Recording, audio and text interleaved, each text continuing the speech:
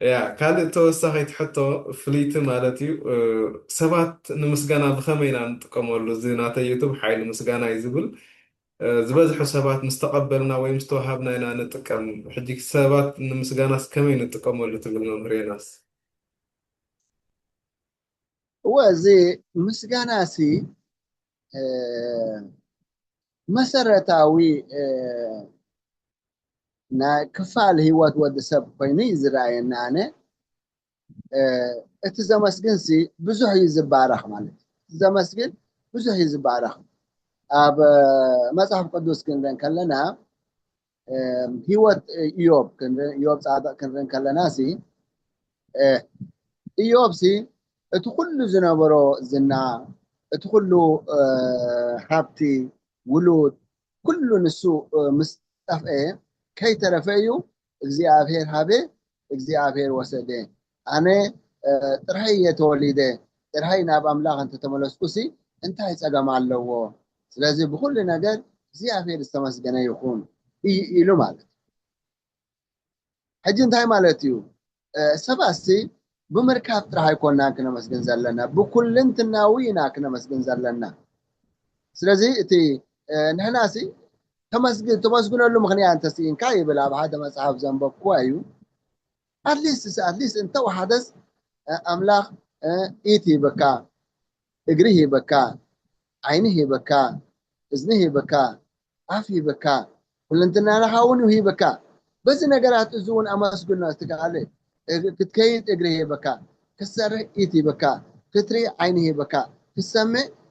እዝኒ ይበካ ክትዛረብ ኣፍ ይበካ ክሽትት ኣፍንጫ ይበካ ነዚ ኩሉ ከዓ ኣብ ሓደ ኣካል ኣቐሚጡ ይበካ ኣምላኽ ስለዚ ተመስገን በል ይብል ማለት ስለዚህ ንሕናሲ በቲ ሰባት ስለ ዝሃቡና ጥራሕ ዘይኮኑ ሲ ብህይወት በምህላውና ጥራሕ ክነመስግን ግድነት ስለዚህ ሲ እቲ ካብቲ ዝህብ ሲ እቲ ዝቅበል ሲ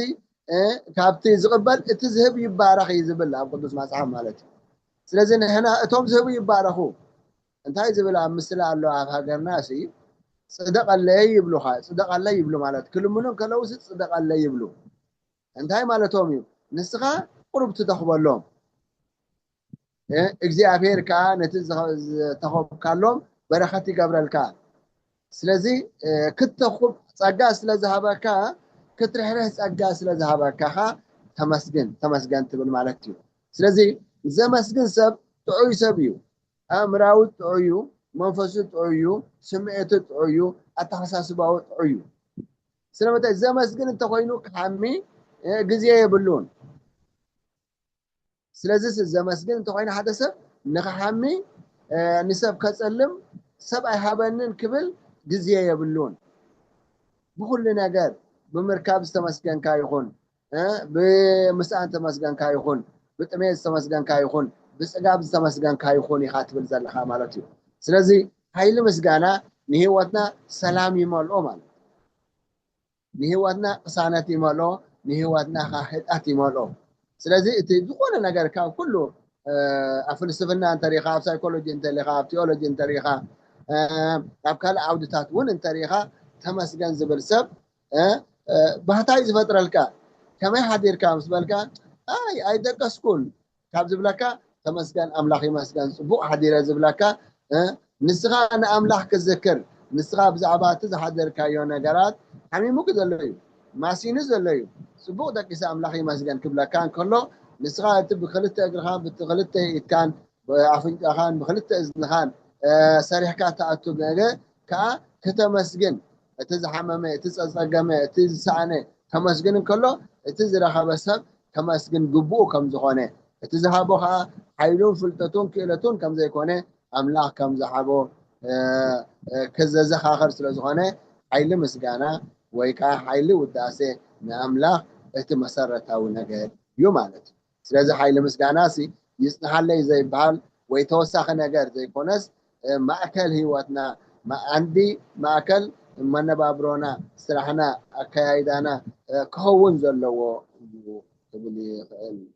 ቴድሮስ ነታይቶኻ መሊሰ يا مليسكا يا أخانا تحطي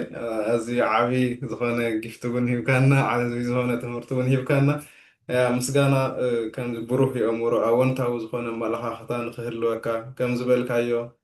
ሎማዓንቲ ኣዝዩ ሙቐት ክህሉ ይኽእል እዩ ግን ነቲ ሙቐት እውን እንጆይ ተዘይጌርካዮ እንድሕር ደኣ ኣማሪርካዮ ካልእ ተወሳኺ ሽግር እዩ ዝመፀካ ምክንያቱ ነቲ ዘሎስ ክተስተመቕሮ ኣለካ ነታ መዓልቲ ሲ ኣብ ሎሚ ክተስተመቐረ ኣብ ሎሚ ክነብር ኣለካ ትብል ነርካ ዓንተ ወናሓተትኩኻ ኣብ ሎሚ ምንባርቲ ዝኸበደ እዩ ግን እንድሕር ተመስግን ኮይንካ ግን ኣብ ሎሚ ንክተተኩር እዩ ዝገብረካ ካብቲ ብዙሕ ግዜ ከይደ ስለ ዘንብብ ከምኡ ስለ ዝርኢ ፅሕፍ ከምዚ መዓልታዊ ክተመስግኖ ዘለካ እውን ስለ ዝፅሕፍ ኣባይ ብጣዕሚ ዝሰርሕ ኣብ ካልኦት ከመይ ማለት ተዘይፈቲንካዮ ክሰርሕ ኣይኽእልኒ ኣዝየ መስግነካ መምህር ዝነበረ ንፃንሒት ንሕተይ እውን ብግቡእ ስለ ዝመለስካለ እያ ተንኪ ገንዘብካ ኣነ እውን ብልቢ የመስግን ኣብዚ ተመሊሰ ገዛ ርእሰይ ኣለሰ ሓደ ነገር ክትገብር ከለካ መጀመርያ ነገር ኣብ ገዛ ርእስኻ ትምለስ ንሂወትካ ኢኻ ትምርምር ስለዚ ካብዚ ምህርሲ ዝተምሃርክዎ ይበዝሕ ይብል ነይሩ ሓደ ናይ ፍላስፋ ናይ ፍልስፍና መምህርና ስለዚ ካብ ዝተምሃርክዎ ስለዝበዝሕ ብልቢ የመስግን እያ እያ ሓደ እውን ከምኡ ይብለና ነይሩ መፅሓፍ ፅመቐልና ንብሎ እሞ ኣብ ቤት ትምህርቲ ሓንቲ ንኣኹም ትሸዓተ ንዓይ ይብለና ምክንያቱ ነታ መፅሓፍ ክፀምቕ ነታ መፅሓፍ ከንብብሲ ኩሉ ዝምዑ ዝወስዶ ንዓና ከዓ ሓንቲ ዝህበና ማለት እዩ ሓንቲ ንዓይ ሓንቲ ንኣኹም ትሸዓተ ንዓይ ይብለና ኣዝየ መስግነካ ተንኪ ገንዘብካ ዓወት ነርካ ኣሜን ኣሜን